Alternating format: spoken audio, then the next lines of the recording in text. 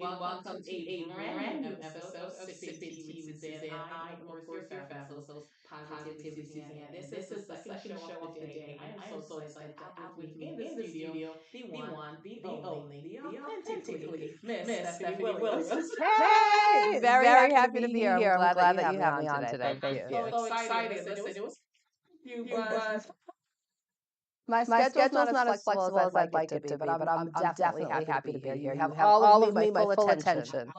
love it, and that is a whole lot. So I cannot wait.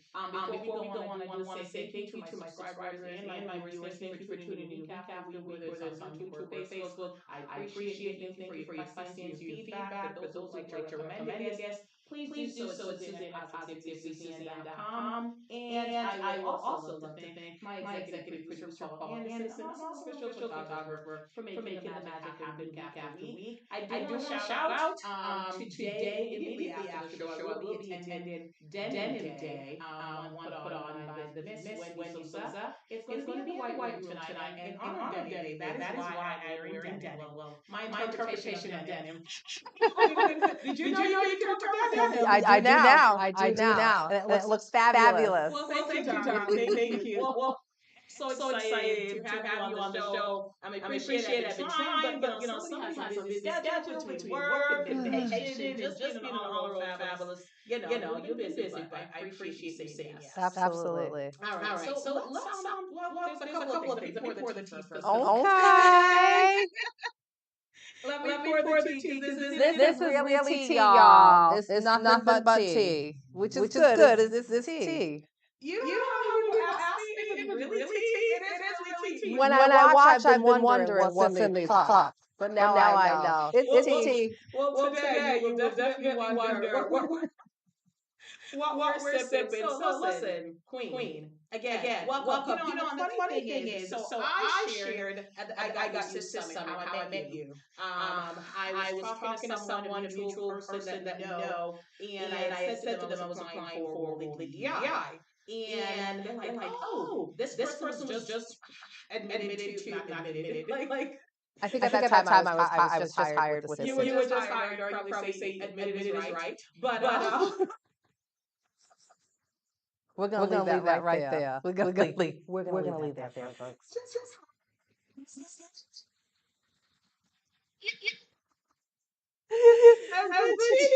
the tea. Okay. Let's play tea. Diversity officer, and I reached out to you, and just out of the blue, and to say that I needed some advice. I was going to apply for a D&E role, D&I role, or it's changed so much. I don't even know what it's called anymore. DEIAB or something like that. Everybody has their own acronym. Yeah. And you were just so very sweet, and yes, you were. And just really encouraged me, and just really gave me some pointers and things like that. Didn't end up getting the role or interviewing for the role. That's a whole nother story for another day. But Yeah. success and roadblocks, but God will do what He do. If it's for you, if it's meant to be, God will open the door. Absolutely. So I was really by you, very impressive. So how does one get started? Like, did you wake up one day and say, "This is what I want to be"? Oh gosh, no.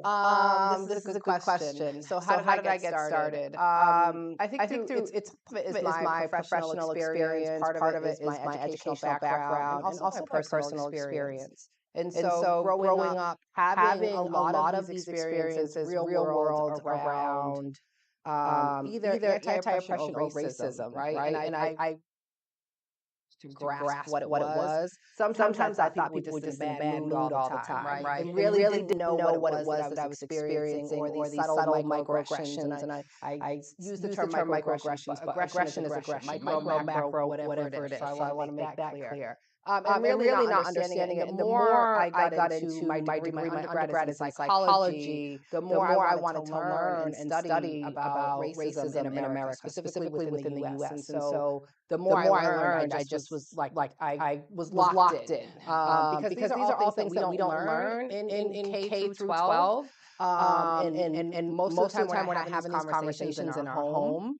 And so And I know after George Floyd, people were saying, "Oh, there's an awakening," and I feel like every 10 years there's an awakening, right? With the LA riots, with whatever it is. And so this was just really helpful for me. And so I started really self-educating, going to a lot of conferences, got a couple of certificates, and really dove right in and didn't want anybody to have the same experiences that I had. Not that I could keep that from happening, but really wanted them to understand what they were and how to maneuver through quite frankly, are in the United States what I call white supremacy society, right? White supremacy culture, in which no matter what race you are, you can contribute to and perpetuate rhetoric around it. And so the more I understood, the more I wanted to learn more. So that's how I really got involved. It started off, I think, at that point when I really started doing the work. I belonged to a couple of committees and organizations, and it was just so profound and prolific to be around folks who were having conversations that made sense for me and were affirming my experiences. And I think that's really what. Okay. Mhm. So what did you do before? So I know that you said you kind of self-educated. So what did you do before? And I feel no matter what role you do, honestly, you experience micro, macro, passive aggression, all aggression. And it is, I think that is very challenging as a Black woman in all spaces that I've actually occupied, my peers and friends. But what was it that you did before? And, In terms of professionally, my professional portfolio stems from, my first job, which was in a fast food chain, of course, when I was 14. And then I worked I've had some really good professional roles. I do have to say myself, when I look back, I worked for Monahan Medical at the time, doing their billing. And this was a long time ago. Most people probably don't I even know know what that Monahan is. Medical. I'm like, what is that, girl? It was a very well-known medical organization or institution within the city of Worcester where they sold medical supplies for use. But Mr. and Mrs. Monahan were very active philanthropists within the city of Worcester. And so it was really great to work with them side by side. And so I worked in their billing department, and then I worked for I had moved away for some years, and when I came back, I had my son. And when I came back, I hired a headhunter because my son was really young and I didn't want to have to put resumes out. Back then, it was like you feet to the ground, like you're knocking on doors, and you're, hey, are you hiring? So different than today. Yes. And so I said, I'm going to invest in hiring a headhunter so that I don't have to do this, because I had a young child at home, 2.5-year-old. And so I put my resume out there, and I told them what I was looking for, what I will not take, right? So to get back into the workforce, I was working corporate America in Oklahoma for a while. Working for Discover Card in their marketing and quality control department, which was a fabulous experience for me. I got to travel and I got to pick up some folks from different areas of the state. And when they would come in, I would organize and coordinate our networking. And so really got a chance to meet with quite a few C-suite folks and really be in that atmosphere. And I absorbed everything as somebody who was young in the workforce. I learned so much from being around those folks. And so, again, when I came back, I knew I wanted to kind of stay in that environment. And the headhunter had called me. I don't know how much time we have and how much detail you want. You're good, girl. Go on. The headhunter had called me and said, I have a job for you in higher ed. And I said, I don't want to work in higher ed. I want to work in corporate America. I could see myself as a CFO somewhere, or chief executive, which I am now, not in corporate America. Yeah. But that was my vision when I was in my very early 20s. And so we said, just give it a try. It's an administrative role. And I said, I'm nobody's administrator, right? Not that there's anything wrong with that. But yeah, you know what coming from my previous experience, moving back here to where I'm originally from, I knew exactly what I wanted. And so I said, no. About a week later, the headhunter called me back and said, listen, this is the perfect job for you. And I don't know why they were pushing this job for me. I didn't know this man from a can of paint, right? Besides him having my resume and us meeting one time before then. So I said, fine, I'll take the job, right? Nothing is beneath me, even now. It doesn't matter. And I feel that way in life. Nothing is beneath me. It doesn't matter your credentials. It doesn't matter your title. Those are all kind of rented, so to speak, right? They don't define who you are. And so I couldn't be a stay-at-home mom. And so I said, okay, I'll do it. And within my first week of being there as a temp, I did it as a temp. So within my first week of being there, it was in higher ed as a temp.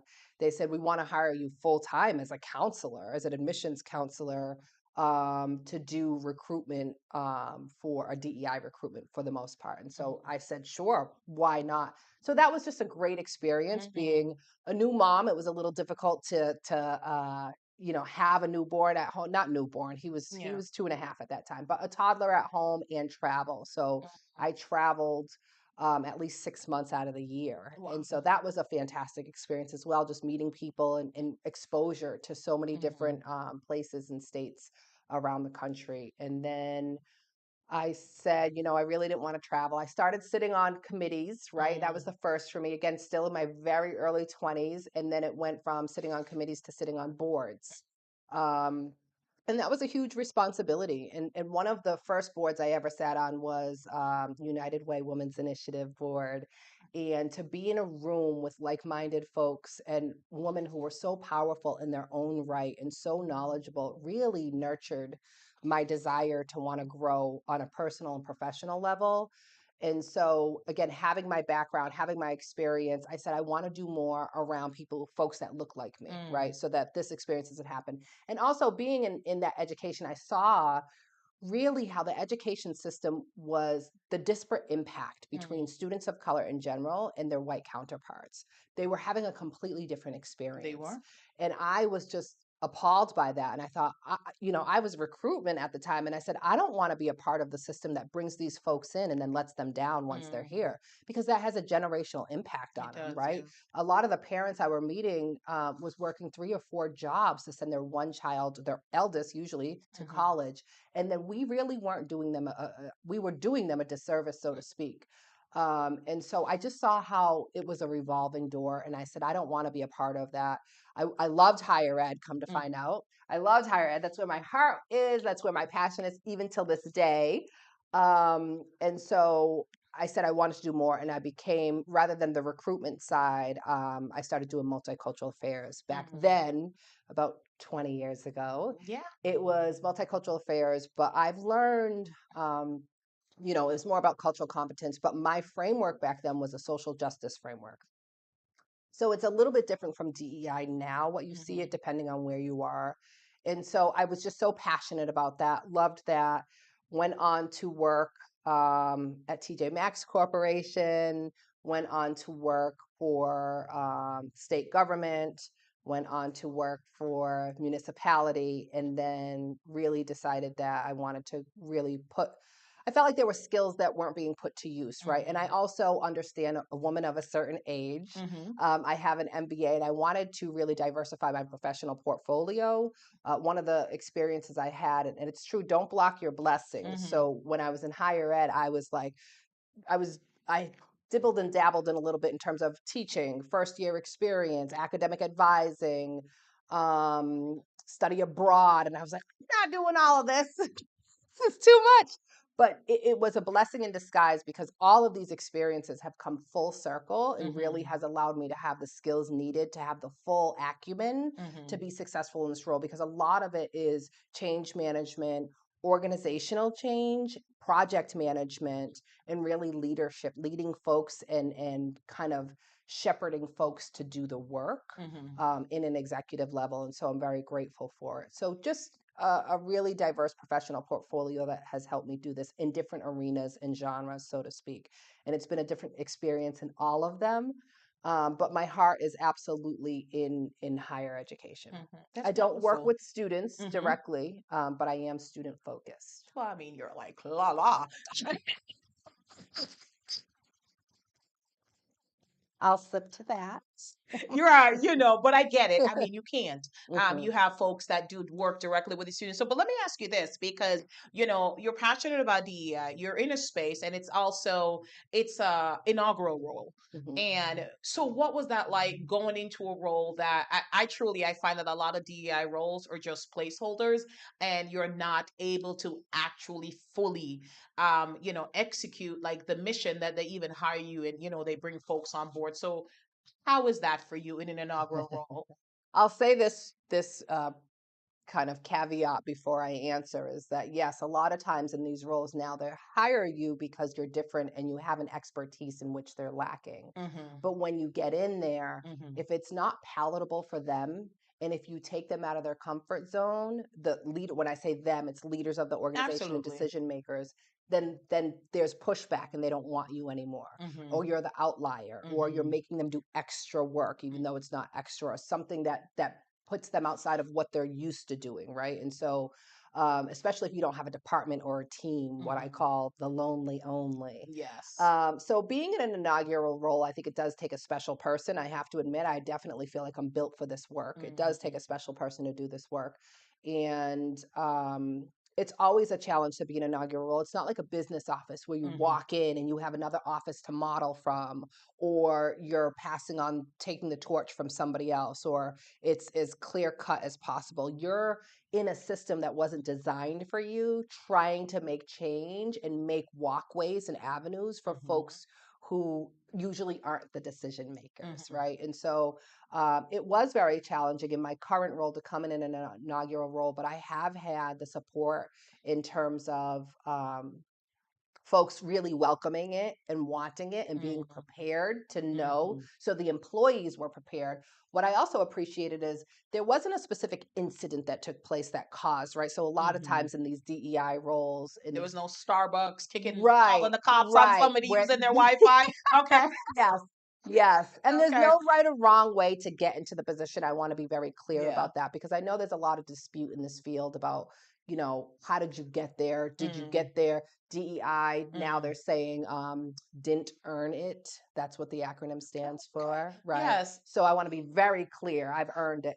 Google me. Just want to make that very She clear. got receipts, okay? I do. Okay. And I'm good for receipts. I know you are, boo. Yes. I know you are. Don't Google me. I don't know what you'll find. But I do have receipts. I know. 20 plus years and counting. Yes. So yeah, it's tough because you're coming in. Not only do you have to be the innovator, right? You have to learn the landscape. This is not textbook work at all. You cannot open up a book and say, this sounds good, right? Yeah. I also have a very different framework where I do look at anti-oppression in general, but really liberation. And when we're talking about, it's not, DEI is very different than anti-racism work, right? My area of expertise is DEI, but I'm also an anti-racist practitioner. People really dilute both of them and put them together and think because you understand diversity, equity, and inclusion, that you also understand anti-racism. And there are folks who do the work, and again, no judgment. They do a lot of the food, fun, and fabric piece. They do programs, they do events, they do the competence, the multicultural competence piece, which is not anti-racism work, right? And so you have to be very intentional and methodical around that. And so when there's not a lot of folks that look like you in those decision-making roles, it can be challenging because you're exposing folks who have this sense of comfort and this sense of, I kind of think, power dynamic in terms of structure. And you're coming and saying, no. Did you realize that this is what's happening, right? And it's not a matter of blaming or shaming or this is right and this is wrong. It's a matter of, let's sit down and have a little bit of humility, right? Let's take this pause and look at how these systems work. If you don't understand historically how systems work, you're not going to understand how pervasive racism is, right? And I do focus on race because we all have intersectional identities, right? And intersectionality has been a term that's been co-opted, very much like woke, where I think people are using it and don't really understand what it means. But race is the one factor that, because we've all been racialized within the United States. Race is a social construct. It's a false fallacy, but we all feed into it in some way or another within the US. And so race intersects with everything, with ability, with class, with gender, with any of that. And so race to me is always the guiding factor. And I also realized in one of my professional experiences, I've always known anti-Blackness is real, but to have that experience at an organization in which I was employed, in a leadership role, really pushed me to not back down on that, right? And there's a fine line. You really have to be mindful because of how I present to folks. Folks see me as a Black woman, right? That's what they see externally, right? Regardless of my ethnicity, racially, they see me as a Black woman and assume that I do this work because it benefits me and my people. versus, and again, my journey and my experience has a lot to do, just like anybody else, regardless Mhm. of your field, has a lot to do what you do professionally and how you show up in the world. But that is not my driving force. My driving force is being able, that having the expertise. And I Mhm. say that with the caveat that there is no expert in this work. Mhm. And this is Stephanie's opinion, because some people do coin themselves experts. There is no expert in this work, but this is my area of expertise, 100%. Mhm. And so for me, it's being able to share that. That's a skill that a lot of folks don't have. And again, that you're not taught and that you can't just pick up off the Mhm. shelf. And so there's this skill and this knowledge base that I have. And if you have it, why not share it? And with that said, am I talking too much? Because I have a little story behind that, but I'll let you go. Says as you learn, teach, right? That's And I right. think, you know what, I think we do live in a society where like everybody's an expert. And just because sometimes when somebody has a little fame or they even has not even direct experience, but even indirect experience to a particular subject, Hmm. people claim themselves as expert. And depending on your popularity, people will listen to you. Yes. I mean, I've known, all right, let's not go into the politics, but we're we're Yeah. gonna leave that off the table because it's a whole nother show. But again, folks claim themselves an expert, and I think that the thing with DEI, I think that you have to constantly have your mind open to want to learn and to grow because I think to your understanding, but things happen, you know, like every single day. And I think if you're truly seeking diversity, right, there's folks that are gonna come to you every single day and introduce something that you're not familiar with. Hmm. Hmm. And if you are truly an expert or you are in DEI, it doesn't mean it's one particular. So you're right. A lot of times people think when it says you're DEI, that means you're just there to get Black people hired. Yeah. And believe me, I've heard it. And, you know, but that's not what DEI is. Right. So let's go to your story. Ooh, that was a good transition because I had something to say about that too. So We wait, we could keep that story. We'll pause that story. We'll put we'll that pause. story on hold, right? We'll put Yes. it in the parking lot. Yes. In terms of what was the last thing that you just said that made me think of something? When you say DEI, folks thinks it's just get Black people hired. Yes. And so what a lot of organizations did, 2 years ago in 2022 is, right, it was hire folks, right? Hmm. But and this is why a DEI um person or practitioner is not an anti-racism practitioner, Mm. because representation is so critical. It is very important, but doesn't matter what skin you're in, you can still collude with systems of oppression, Absolutely. specifically white supremacy culture. And so I have found that there are folks who are doing this work, and again, no judgment, because there's no right or wrong way, so to speak. Hmm. I say that gently or loosely. Um, but they do things that are soft and that are they coddle the culture, right? And to me, again, having that social justice lens and looking at liberation and anti-oppression as a whole, that's about breaking down systems, right? Dismantling the systems and not velcroing. Hmm. What folks do is they velcro onto a system that's already broken and said, we'll add more people of color, right? Hmm. Okay, well, how is that going to help? When can you retain those folks of color, Hmm. right? What are you doing to create an atmosphere of inclusion, right? And I know folks like to use the term belonging. This is a whole nother show around belonging. So I will just say this. To me, it's more about connection than belonging. I don't need to belong somewhere to feel a connection with the folks in the space, Hmm. or to feel connection with the space in and of itself. And so sometimes with the term belonging, they put the onus on the person coming into the space and say, we made you feel welcome. It's up to you to determine whether or not you belong here. And so connection to me is more Is important. more important. Hmm. Okay. So and I know people talk about diversity, equity, and inclusion, all three very different things, and they focus on equity, but sometimes I take a pause and really have to reflect on, when we're talking about equity, are we talking just about parity, right? Mm. When we're talking about closing the gaps does not change systems. Hmm. It doesn't change the No. systems. It's more about representation. It's more about making adjustments, right? Hmm. But do those adjustments change the historical factors to what has got us here in that systemic kind of uphill battle, or that systemic barrier that's Hmm. there? If you're not dismantling the barrier, what are you truly doing? And that's why I say there is a difference between diversity, equity, and inclusion, three very different things, but that's the acronym used now, and liberation, justice. and anti-racism. Okay. Mhm. All right. Let's head to the parking lot and pick up the story. Oh, the story. Yes, I strongly believe a personal thing about me is I strongly believe that if you have a gift to share it. And so, short story is I do travel solo. One commitment I've made for myself years ago is that I will travel internationally, at least one place internationally a year. And so I went to Australia. And I used to be more into meditation than I am now, right? Self-care is something that I'm You working on meditated. getting back into. Yes. Okay. Yes. Yes, very much so. I needed to. I needed to. I hear you. I And hear you. so on one of my trips to Australia, I decided I wanted to get something tattooed on myself.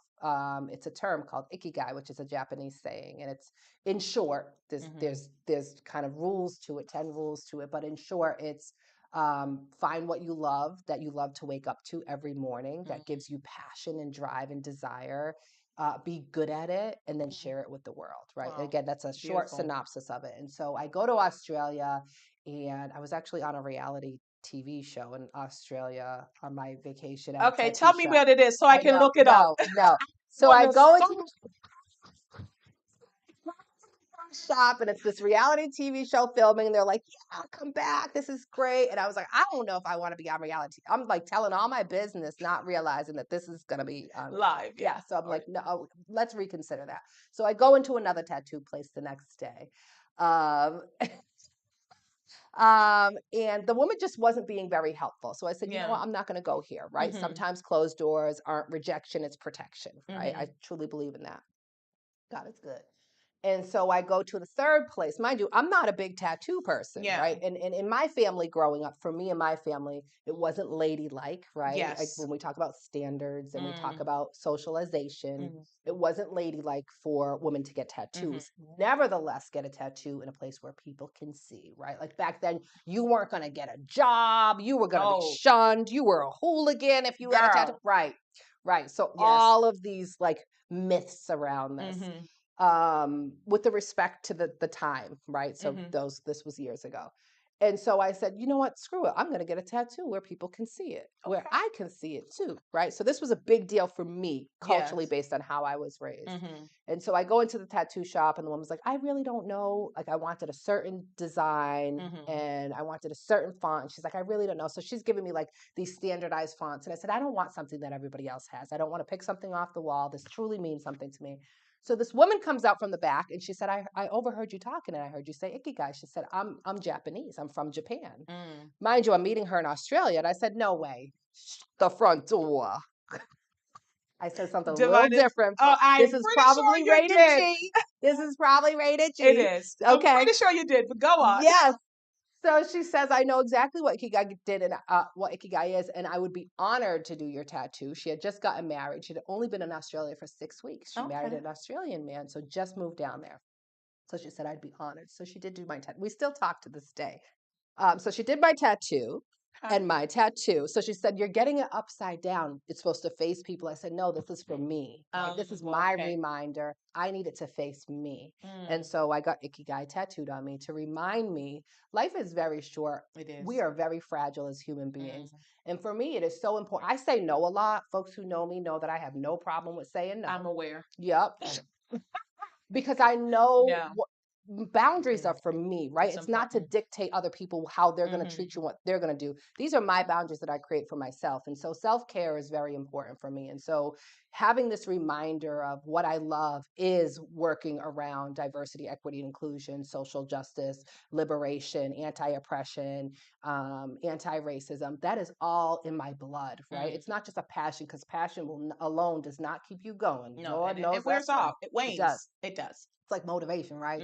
When you do a New Year's resolution, you go to the gym, you're all motivated. I don't do that, girl. Me either, because I won't stick if I'm with gonna do it, I'm gonna do it. Right. But if I make that resolution, it ain't happening. That's right. So that's my story. I have ikigai tattooed on me as my reminder when I get up in the morning that I have be the energy that you want to receive, and that I have a commitment to this world. I'm here for a reason, and for me, I don't know the reason, but for me, this is a reminder of who I am, my authenticity, and what I'm here to do. Okay, that's beautiful. Thanks. That was No, kind of corny. no, it It's isn't. true. True It's story. true. Like it is what it is. Like your life is your life. You say like life to me is so precious, and I think a lot of times, and one of the things I always say to people is like people waste a lot of time worried about what other people will think of Oh them yeah. and the decisions that they made. And I mean, girl, I know you don't have that issue.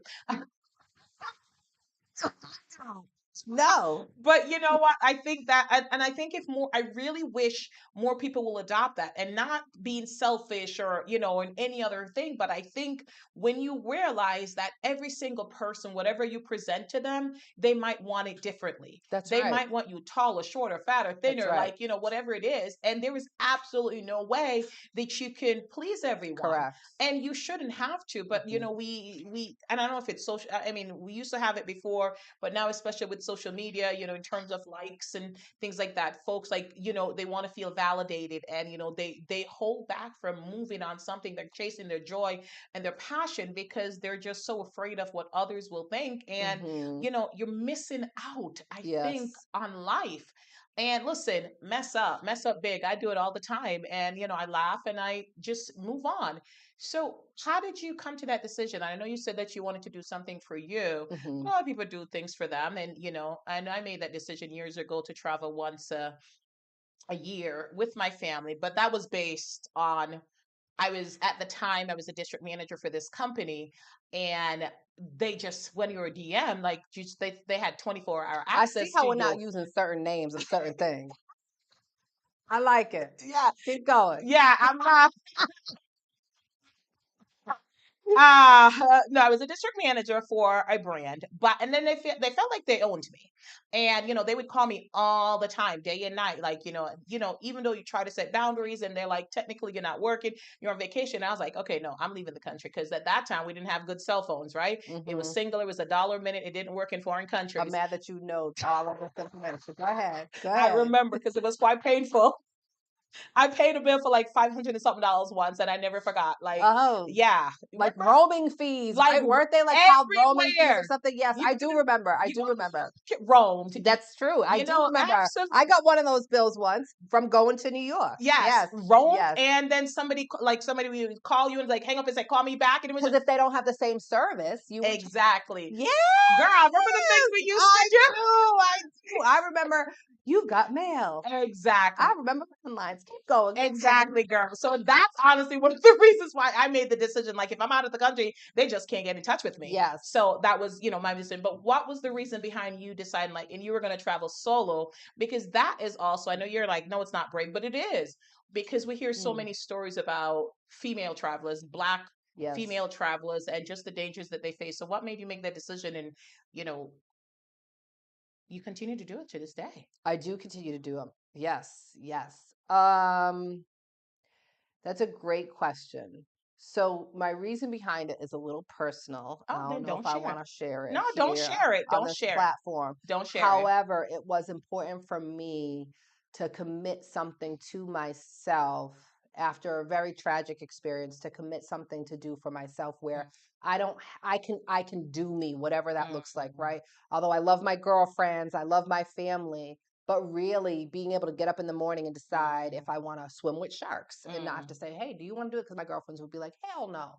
Do you want to cliff dive? No. Do you right, right. So, okay, so what are we going to go do? Sit at the pool by the lounge, right? So for me, this is Stephanie. I work very hard. I'm very committed to the work that I do and to my family. And so when I take that time, I want to do things and have life experiences that I can remember when I'm in a rocking chair on a porch somewhere, or that I will say, girl, do you know that I jumped out of a perfectly good working helicopter? Did you? I did. I did. Yes. And swim with sharks and cliff dived and Muay Thai fight in Thailand. And yes, so all of these things are really important for me to do. Safety is that's a whole nother show. But safety is very important and critical as well. But for me, as much as I love my friends, I want to get up and just, if I decide that day, I don't feel like it, and I do want to sit on the beach, that I want to do that. I don't want to have to worry about what do you want to eat today? Mhm. Or what time do you want to get up? Or Mm. what I want to ask myself, right? We Mhm. talked at your symposium about what it is to be a good friend. Mm. And sometimes the advice that I give to my girlfriends, I don't receive for myself. And so sometimes I have to be my own girlfriend, right? Like I have to hear myself talk to myself and say, you deserve this for you. And I'm just that personality that is not a people pleaser. Don't confuse that. But I am a We're nurturer. aware. I am. I am a I don't think nurturer. you gave off that vibe ever in your life. Stephanie the people pleaser. But for folks who don't know, I just want to make sure. Girl, I don't even think I know they say first impressions. When you meet somebody, you get a vibe. But let me tell you this. Wait, what's that vibe? Now you Let tell me me tell more. no. What's the vibe? I don't think anybody will ever get the vibe people pleaser from you. It's just not there. Mm-hmm. It's just that vibe is not a vibe that it's just not there. Yes, And that's an amazing thing. it can be. I think so. It is. But I am a it is. nurturer. Yes. And so I do cater to my family and my friends People are you very love. important to me. Yes. Mhm. And so if you're with me, I'm going to make sure we're both having a good time. I'm going to make Mhm. sure we're both comfortable. I'm going to make sure we're both Mhm. compromising, right? And that's any relationship, Mhm. friendship, a spousal relationship, a Mhm. family relationship. It is important to be authentic to yourself, but also to be mindful of those who are in your company and be present in that moment. And so because I know I tend to do that, it's important for me to travel solo. No, and that is beautiful. I think that's so important because like you're right. Like you said, okay, you're not a people pleaser, but you're a nurturer. And like when you're with somebody, I think it's only right that, if you're out with your girlfriends, you're right. Okay, well, you'd leave them in the room and go cliff diving or shark swimming or, jumping on. Anyway, like literally all the things I would never do. Or juveing at Carnival. Oh, okay, that I'll do. That you can get me to do, but anything with jumping out of or shark, no. Like I'm a no. But I love that though. But I think, you are aware of this and you like the fact that, your alone time, it's sacred, it's important to you, and that, you can do that. And doesn't mean that you will never go on a trip with your girlfriend. Right. But right. and that's fine, but you're right. You have to be considerate of the other person. If you care about a human being and you're with a girlfriend, a friend, family member, or anybody, you're gonna want to say, like, hey, let's do this together. And again, there's compromise. They're like, okay, shark dive into the pool. So I'll go swim at dolphins. Yeah, guys. You get to swim with me. Don't care. Don't care. I'm terrified, FYI. Swimming with dolphins? I was terrified the whole time. All right. Like I swam with the dolphins, so we were compromised. There is a saying, and I don't No. know how the full saying goes, but I believe it. If you're not scared, you're not living. I get right? it. So that's subjective. So I say that again loosely. Yeah. Yes, I'm scared every time I walk in 6-inch heels. Right. Yeah. Yeah. And that could be enough. If that's enough, No, then that's enough. no, girl, no, but no. I'm scared of a few things, but spiders, bears, dogs. So I think I'm covered. I will leave the shark swimming to somebody else. Okay. But I love that for you. I love that for you. And I don't think I have enough friends who do that. Like shark swimming and jumping. I don't either. Yeah. Which could contribute to the reason why I travel solo. And that's okay. Yeah. And that's absolutely okay. So, you mentioned the summit that we had, and one of the things we really talked about was, girlfriends. So how important is it for you to have girlfriends? It's very important. I have a very small circle of friends. I definitely protect my peace, specifically being in this work, right? Absolutely. And being in a leadership role. And I just think there's a lot of intellectual and emotional labor that goes into this work. Not saying that it doesn't for anybody else. I'm speaking on about me. But being a Black woman in a leadership role in predominantly white spaces takes a lot. There's a lot of internal toll that it does take on you. And sometimes it's even medical and you don't feel it because you repress it, right? Or you want to say things that you really can't say, right? But we're going to get back to that. Go on. Yeah. And so wait, what was the question? Because I just got real excited and almost said things I really shouldn't say. So what was the question? Oh. Anybody in the audience? What was the question? I don't remember. How important? I gotta stop laughing. That's it. They're very important. Done very well with refraining from being like, I know, like just Kiki all day, but yes. Okay. It is very important. I have a small circle intentionally because I do cherish my relationships with folks very much so. And like I said, I am a nurturer. So I could not talk to you for 6 months and then we talk and it's like we pick up right where we left off. Or if you need bail money, you can call me if I'm not with you. Chances are you might be, but we might need to call the other one in the friend group, but they don't get paid till Friday. I know. So yes, friendships are very critical and important to me. As small as my circle is, I definitely challenge and value them. Okay, wonderful. No, I absolutely think that is important. Is right. My best friend, she lives in Brazil. I have two, and she lives in Brazil, and there's time like we just don't talk for months. Like, she's running an international business. She's married. She has a kid. Like I'm doing what I'm doing. Husband, kids, and all of that adult life in. Yes. Right. Yes. And and then like we pick up and like I just remember the other day I called her Alicia Keys, My Boo. That was one of the songs. I thought you were gonna say that's your girl who lives in Brazil. I was gonna say, Alicia. No wonder y'all don't talk. Alicia, she has the new play on Broadway. Like, yeah, that's my girl. Hook me up. But no, not that Alicia Keys. But anyway, I was gonna go into song. Go ahead. Go ahead. Hello. No, I can't say. That's Adele. I don't. Whatever. It's no one's attention to that. No one is paying attention to that. But My Boo was a song that we loved. And like just randomly, I was somewhere one day and I picked up the phone and I played it. And then we just started singing at the top of our lungs. I love that. And it was just like, and we hadn't spoken for months, but it was like we just picked up and then we talked for like 2 hours and then bye. And, because life. And, I think that sometimes adult friendships are different. And I think that, as you mentioned, you're a nurturer, you also have to be intentional in making sure that they understand your boundaries and they understand like the way you friend.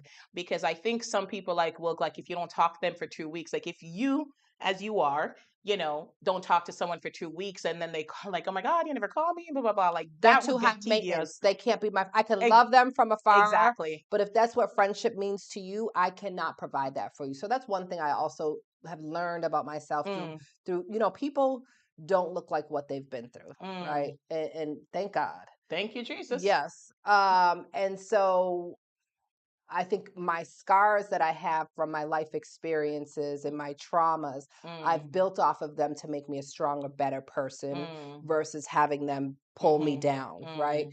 And so I know what I can't do.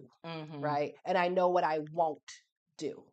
Right. Get that and right. So but for the most part, I'm up for whatever, know. And so my friends know if they know when they call me and cuss me out and say, I haven't talked to you in 6 weeks or whatever it is, they know that they can call and tell me that they love me. I'll call them within that week. But if you're high maintenance like that, even if we vibe to the fullest and worst, our spirits are aligned.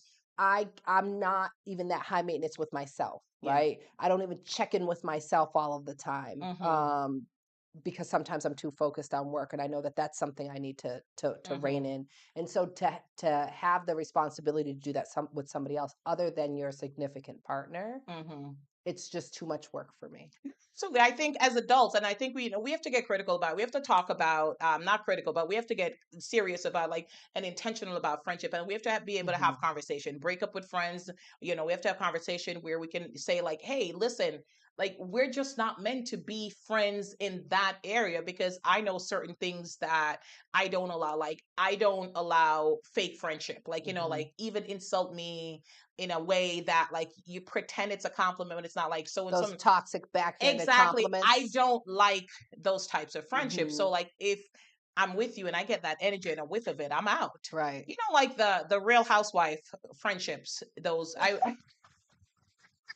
I don't watch that show, but I know what you I mean. don't, but Yes. listen, you watch any preview, you You'll literally can know. see the Yes, whole thing. that's So I've true. never, I'm grateful. I've never watched an episode, but like I see it, and it's just like when they're advertising it, and I'm like, but those aren't friendships. Mm-hmm. And I Right. think we have just gotten so caught up into the idea that that's friendship. Like my friend, like if I tell them something, like they're taking it to the grave. Mm-hmm. Mm-hmm. And that's just how I believe. So I think that it's important to have boundaries in friendship. It's important that your friends and you are aligned. Like you Right. don't have to like the same thing, but you have to kind of want the same thing out of friendships, I believe. And that you can grow together, You right? can, So yeah. I want a friend that I can grow with and Mm, who's going to tell me about myself when I need to be told about myself. absolutely. Never Um, trick you. right. Yeah. And to be able to encourage me Yeah. and not promote if I'm tired or whatever, I'm not feeling it or I'm Yeah. feeling down, for them to be like, yeah, eat whatever you want, do Yeah. whatever. Those are small moments that I need, but if they Yeah. encourage that behavior, those Mm-hmm. aren't somebody who's building me and Mm, pushing me forward either. I'm built up on my own. I don't need anybody to keep me up. But if mm-hmm. I have a friend in my life, I do Yeah. want them to be supportive in that way, that we can grow off of each other. No, absolutely. Listen, if I say to my best friend that I'm going to be, I don't know, Secretary of the United States or whatever, she would say, yes, you can That's go right. for it. That's right. But if I say to her, I'm going to try it for American Idol, she'll say, no, Suzanne.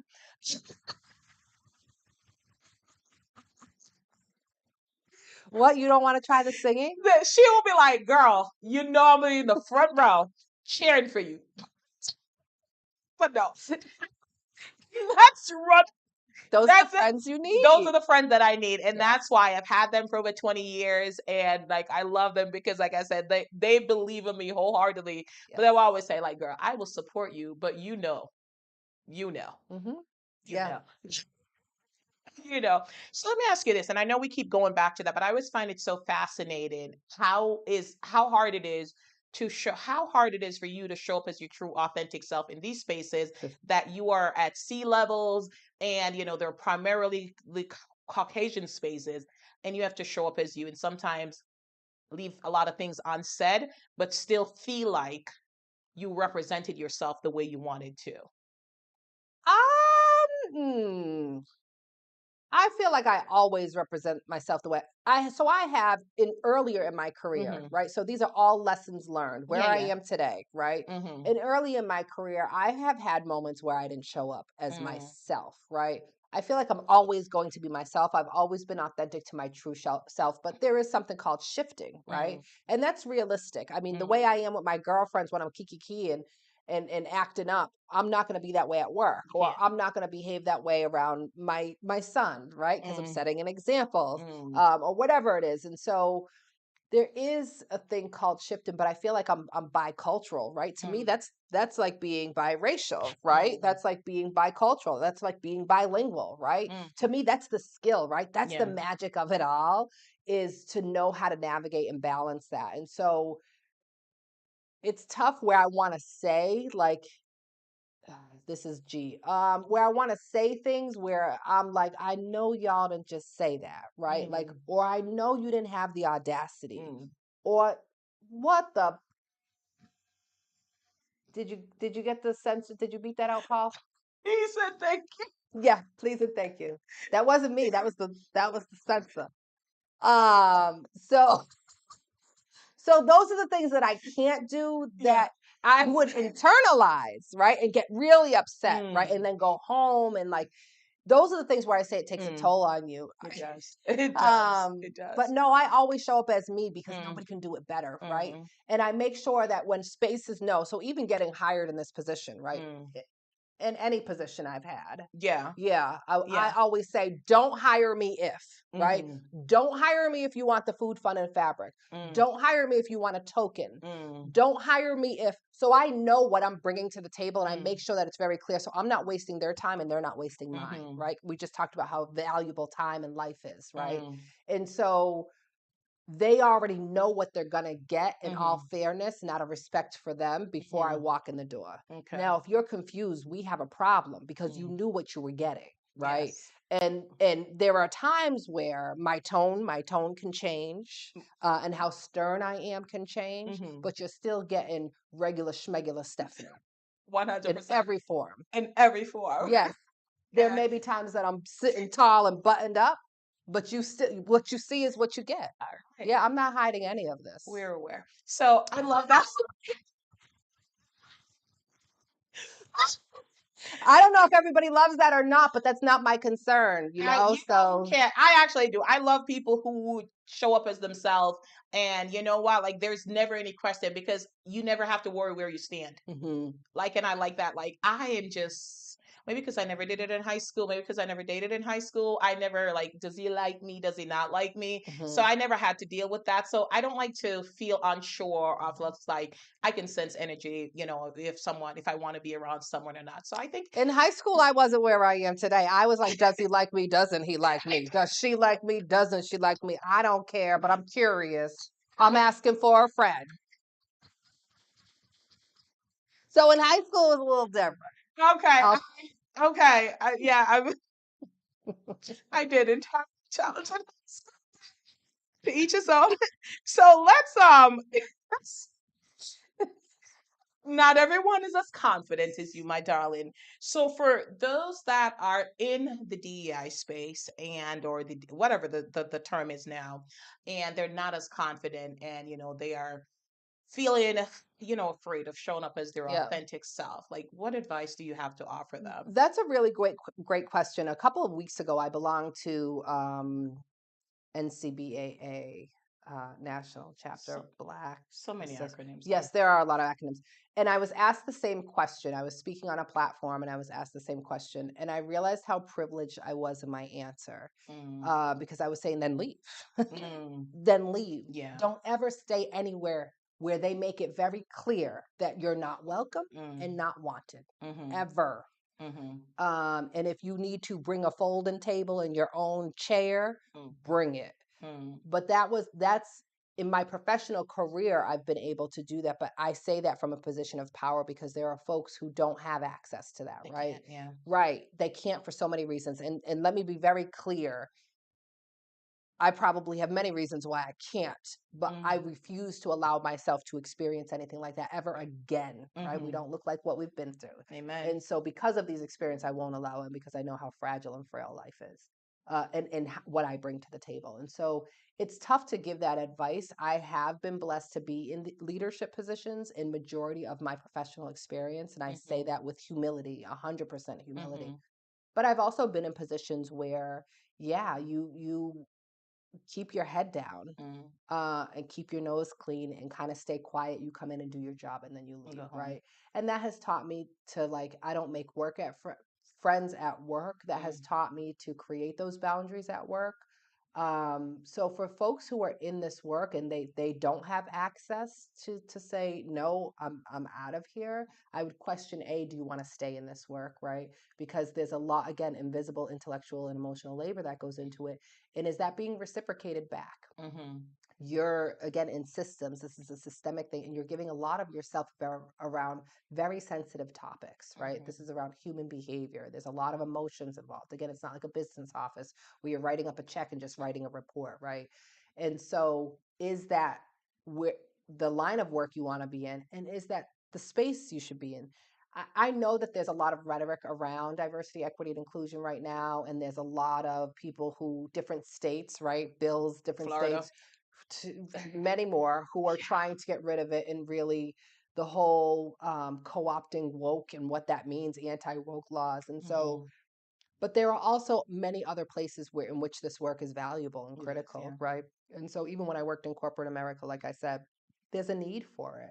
And if you have the full acumen and the business acumen on top of it as well, and you're a good project manager and you can lead folks, then you're never stuck. Mm-hmm. You're never stuck. Because when you become part of the problem, you need to question, Mm-hmm. are you where you should be, right? Mm-hmm. And part of justice work is always questioning the system, Mm-hmm. but also interrogating yourself, Mm-hmm. because we can all perpetuate harm in some way and may not recognize it and realize it. And so having those check-ins, like an annual review with yourself, um, I think is a critical and important to the work. And I would just say, when it's hard when you're already in a position. I would say when you're going into a position, be very clear of what you will accept and what you won't accept. And I think I said this at your symposium, Zora Neale Hurston. I don't know the quote offhand, so I don't know why I'd be trying to quote her when I don't know her quote. I do this all the time, but it's so fabulous. So then how come I haven't memorized it? I don't know. Okay, what is the quote? I'm not going to get it right, but it's along the lines of the quote. I know. I wish I had my phone. I'd Google it. If you let them abuse you and don't say anything, they'll say you loved it. Right? Okay, I'm way off. Yeah, I know. But, okay. I'm not gonna say it, but I do get it. It's like something like that. Like, yeah. You have to be vocal. Yeah. You're your own self-advocate. And I've learned that from not Mhm. advocating for myself for many years. Yeah. And you're your own self-advocate. And so I would say for those folks doing the work where there is pushback and there's a lot of challenge, question yourself, question where you are, know your skill, and know that it's very valuable no matter what the rhetoric is behind this work. And always upskill yourself, right? Even when I go to conferences or I go to workshops, I always go not as a facilitator or a practitioner. I go as a participant. I go to learn, even if it's something I already know, I've already heard. That's really important. And so you really have to allow yourself to grow, develop, learn, and do what's best for you. Everybody's situation is different. We're all fluid, right? Today is where I am today. Tomorrow, within seconds, I can be in a completely different place and respond and answer that very differently. No, absolutely. So And we have to be open to different opportunities. You said it earlier when you're talking about like just the trajectory of your career, like, not saying no and just being open to different things, because ultimately we don't know where we are going to be. In our, not, I don't want to say our final role, because that sounds so morbid, but ultimately, what is the design that and the plan that God has for our life? Right. Like where we're going to be, like we don't know. Right. Hopefully, we are where we're supposed to be, but again, we're young, right? So yes. yes, we are. And I trust that I am where I am for a reason, right? You Like are. I don't try to figure out life. I respect it, but I don't try to figure it out, so to speak. And so I truly believe, whether it's God, the universe, whatever folks believe in, that you are where you're supposed to be at the moment. You are. You're not a tree, so you're not stuck. You can't stay there you don't have to. You don't have to stay there, right? So I say that with that understanding, but I do believe that in that moment. And so I try to be very present in every moment that I'm in. And I always try to learn, even if it's a negative experience. And I think that's really what's gotten me to where I am, right? As you climb, what do we think about like the American dream, or what is our goal to climb that ladder, right? And now as a chief executive, I'm there. Yeah. It's not the end, right? I'm not. No. It's not the end, but I am where I visioned myself when I was younger in terms of being a chief executive, being in the C-suite. But there's so much more to come. But I'm not too worried about what you're that here, is. you're present, I'm you're enjoying it, you're moment. learning, Yes. you're evolving, you're growing. Yes, and I'm giving everything I can within this moment, in the space that I'm in, because it is important for me to, no matter what, whether it's with your child or in life, to leave some type of legacy. And that doesn't have to be this big, fabulous thing, but I think even in your place of work, you should leave your mark. You should leave your mark. People should know that you were there, right? And it's not because you left a mess. I teach my son the campground rule. Yes. When you show up, leave it the way you found it, if not better. That's a true belief of mine professionally. That's part of my work ethical compass. I love it. Listen, I can listen to you all day, and I know you're probably like, well, but DEI and all the other things, anti-racism, all these things, I think it's so important that, people see somebody that look like you talking about these things. And that's why, for me, one of the reasons why I wanted to have you on the show, because I knew that you would show up as fully authentic to you and share. And honestly, I know that's right. And just fully inspire others to chase their dream, question the things, and don't just accept things as they are. Because I think Yes. we have to challenge systems. And a lot of times, when you're in roles or in spaces, you might be in the role, but the systems that were in place that are harmful, you can become a very part of that system that you think that you Or are hired disempowered. to change. Yeah. Absolutely, absolutely. So don't be afraid of growth. Don't be afraid of challenging the system.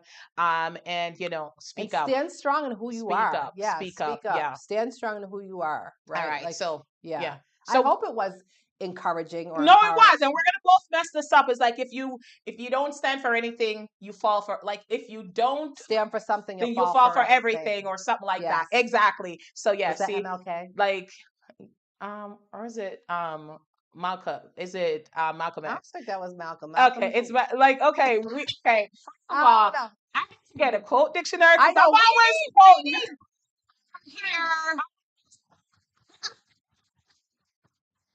And my guests always quote, and we're never doing it right. We need somebody with those giant cards that when we're like, I don't know, they'll run over and be like, it's coming, it's coming, it's coming. I tell you, it's coming. Right now we have the executive producer, so that's what we're gonna have next. Somebody who's researching. Oh, hold on, someone's talking in my ear. They're telling me who it was now. Oh, yeah. Okay, it's the producer. Okay. Paul? What was that, Paul? All right, keep going. Okay. Yes, thank you. He said. So sorry. Keep going. Keep going. So thank you. Thank you for being in that space. And I know that folks that look like me, seeing somebody that looks like you in a space like that, it's inspiring them. So I hope so. Thank you. Not no hope so. It's happening. Okay, yeah. It's happening All because when I started my career over 20 something odd years ago, I was in retail leadership and there was not a lot of people that looked like me. And it was very, very challenging, and especially when you walk into a room and you're the only one. And luckily, I thank God for his grace that, I'm able to go into spaces and show up as me. But, it's like, they're so colorful. Oh my God. Oh, right. Which is like coded language. Like, you're really black. Jesus. Yes. Or yes, I knew one was. I knew one was. Your hair is so unique. I know. I remember the first time I wore an afro. Yes, that when I wear an afro, I literally, it was like it took over the entire day. It was just like, Lord, and it would have been easier for me to not show up as me, but I was just like, no, I'm not gonna, squelch who I am. So somebody else feels comfortable. Better, right? Yeah. Nobody can be you. There's only one me. You, even if there's 100 people doing the same thing, nobody can show up as you. And I think once you learn that, nobody can do it better. You will stand in your full, authentic self, no matter who's around. Whether you're the janitor or the Pope, you're gonna meet Stephanie as Stephanie. Absolutely, and do your thing, Whether you're the because everybody's, I don't know about the Pope, but everybody's needed. Jesus, for me. I think every role is needed. Yes. So yeah, all right. So, what was the favorite vacation you took? Oh, my first time I went to Thailand. Okay. Yeah. Yeah. I took my son last November. He swam with sharks. And see, going with him, I was a wreck. I was like, oh my gosh, is he okay? I want to get in there. Yeah. So see, although he's had a similar experience, being with somebody else was different. I could not enjoy myself because I was so worried about him. Yeah. Who lets their kid get into the middle of the ocean? Partly you. Yeah. He's 23, by the way. So yeah. Figured he wasn't like 2.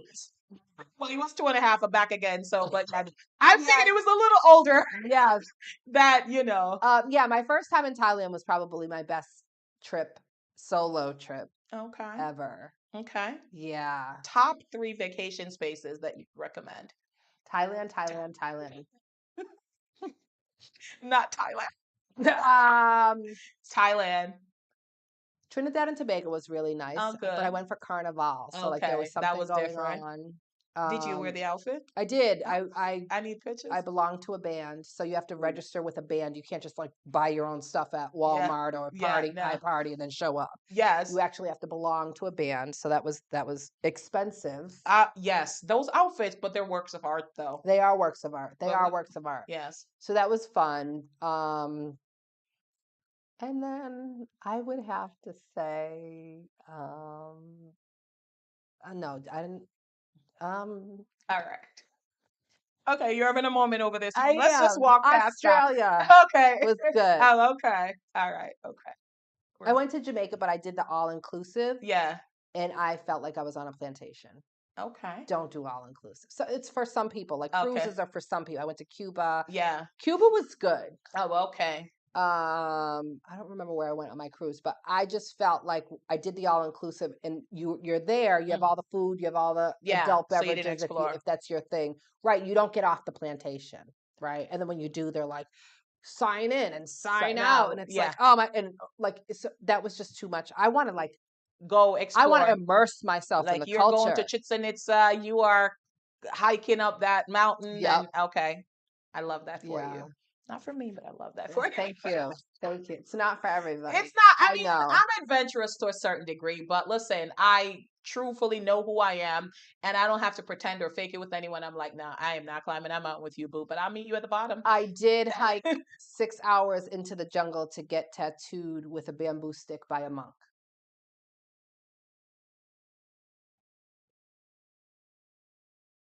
Hello? Hello?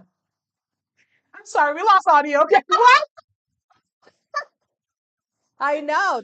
I'm divulging quite a bit here. Hey, It's too short. wow. Too short. Okay. Yeah. Okay. Again, I'll meet you at the bottom of the mountain. I'm not Yeah. imminent. Yeah. Listen, if you love that, I can shop all day, 14 hours, and not eat See, a and thing. I hate shopping. See, like, yeah. really? I hate shopping. Yeah. I like to grocery shop. No, I don't. That's my I least do. favorite shopping. I love to grocery least shop. favorite shopping to do. But clothes shopping, I could shop clothes shopping all day long No. and not even get hungry. I want to be in, out, have the outfit ready for me, have it all on the mannequin. I'll take that. Yeah. Okay, you're having your pretty woman moment, but yeah. No. Okay. Here's like certainly don't have it like that. Here's my card. I'll take that. and that. Personal shop? Yes. No, I don't have it like no, that. No, I just hate shopping. Okay, Yeah. so we just know we can't vacation together. That's all. No, we can't. But we can sip We some tea. All right. Oh, girl, it was a pleasure. Oh, you know what? All right, I'm not even gonna ask you because then it's gonna take long, and then my I know producer, how much time we're over time. Our producer's looking it out, looking us out, looking a little stressed out. Yes, I've been trying to stay to the hour, and I don't know how to, and I knew that I couldn't with you. Does this always happen? With some guests, yeah. with some guests, because I feel like we get caught up into it. So how do you know what you're gonna close out or whatever? How do you know? It flows, it comes. How do you know what you're gonna edit out? Yeah, I don't edit. It's live. Oh, that's right. Hello, everybody. Oh, I completely forgot about that. Yes, that is awesome. Awesome. Because I get to truly experience the person. I think if it's edited out, and then it's a lot of work to edit. That's true. Do you know how many people are watching live right now? All the people around the world. Let me stop. Do you know how many people are watching live right now? Does it tell you? Sometimes. So, but there's Facebook. I know. And then there's. Sorry. Yeah, it's okay. No, you can look. You can look at the camera. You can look at me. I'm looking at the audience.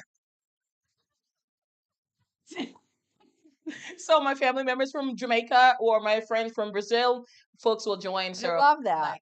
Yeah, and that's why. So it's on YouTube. And do you ever let them ask you a question? Not yet. We're working on that because the executive producer is doing so much. But sometimes if they're on YouTube and they ask a question, So Sean Harris from QCC, he'll go on, and sometimes he'll throw a question in the chat, and then if Paul says something, so there is like a chat thing. There is. You can actually interact with the guests. So you can. I'd be curious to know what people took away from this conversation. They took away a whole lot. That's my facilitator mode. It's important to show up. Don't worry about it. Show up as your fully authentic self, and folks are gonna have their opinions. Their opinion. I do care about your opinions. They're very valid to me. I'm just curious. Because I was gonna say I don't care about their opinion, which I do. I do care about people's opinion. I'm just curious to know what would be the takeaway for somebody. But I'm a facilitator, so I always like to close things, and I'm like, well, what did you take away from you're just sitting in that chair today. I you're know. not facilitating. That's right. I heard something a little different, but I'm picking up what you're putting down. I'm gonna be quiet and pay attention. That's right. I think what they took away that it's important that you show up as your fully authentic self. Don't be afraid to grow, evolve, and educate yourself. And it's important to know the reason why that you're doing something. And personally, what I took away from that, it's just if you're doing something and it's not having an impact, you need to reevaluate that. Yeah. That's it. So quite a bit more, but and it's important to have boundaries. Oh yeah. Yeah. Yeah. And boundaries are like I don't know. I don't do cliches in terms of like boundaries and self care for me is not selfish. Like I think it's important. I think it's critical that you have these things. 'Cause if you don't have boundaries, like folks will just walk over you. And the only people that don't want you to have boundaries are the ones that benefited from you having Right. none. So And I think a lot of us, a lot of people who look like us, yeah. there's this like superwoman trope that we have to Yes. be resilient, Absolutely. and that we have to always be strong. And I think that's why culturally, regardless of how you were raised, there's this trope that Mm, self-care is selfish because you're mm, supposed to be tending to everybody else, kind of mm. like the mammy trope, But right? we And the have. Jezebel trope. Like, where does that come from Mm, historically within the mm, United States? And so I would ask to question that and break out of that mm, and take self-care because mhm. it's not an expectation of folks that look like you and I. No, absolutely. And you know what? Life is precious. Sadly, we don't know one day from the next. I'm attending funerals for folks that are 30 all the way up to 60 and Mm, older. So, now I'm not trying to get morbid here, but I'm like, I don't want to live my life afraid to move or afraid to experience different things because I'm afraid of what others are going to think. I'm going to live right. my life. And if I fail, I fail. And it just doesn't define me. So I hope folks take that away from the way I live my life and I just love that. do you, boo. And I don't want to live a life afraid, No, you period. can't. You can't. I mean, I want to swim with sharks. I'm gonna tell you right now. Okay. We But we know we are not vacationing together. we know that with us. We know heartedly. But I just won't. But yeah, just I love life and Good. I enjoy life, and I love seeing people like you doing what you do, and I will always take the opportunity to I mean it's not I mean, yes, it's for me because I get to learn so much from my guests, but I also think it's so important for my audience to see people like you and be inspired, motivated, and empowered, because that's my tagline: to inspire, to motivate, and empower. So Okay. thank you so much for You're saying yes. Thank you for welcome. being on the show. Thank you for always 100% representing you always. And that's why I invited you. And I love that about you. Thank And don't you you. ever change. I don't think I could if I I don't think wanted you to. could. I don't think you could, girl. You want to? But thank you. So I want to say bye to my guests, but just think of how you want to end the show. I normally have the guests end the show, and it's your moment. You want to inspire, motivate, empower. You just want to give some whatever encouraging words, whatever it is. Think about it. You got 30 seconds. Okay. All No right. pressure. No pressure at all. But be brilliant, be amazing. I'm joking. I was gonna say You just did it, girl. I was Uh, gonna okay. producer, did you get that? Are we off air? Is it No, still hot? we're still live. Studio. So if you've tuned in and if you haven't, listen, you missed out. But the beautiful thing is that you can catch us. We are live, so you can catch it on YouTube and you can catch it on Facebook. I'm in the studio with the fabulous Miss Stephanie Williams, and I am so excited because she's going to close us out. So thank you, viewers, subscribers, and executive producer. I don't icky guy. That's Over all I to have to you, say. That's icky Ikigai. guy. Tell them what it is. Um, find what you love and what wakes you up in the morning and what you're good at and give it to the world. No matter how small or how big, you have something to contribute to the world. So give Okay. it. Thank you. Until next time. I think we went over.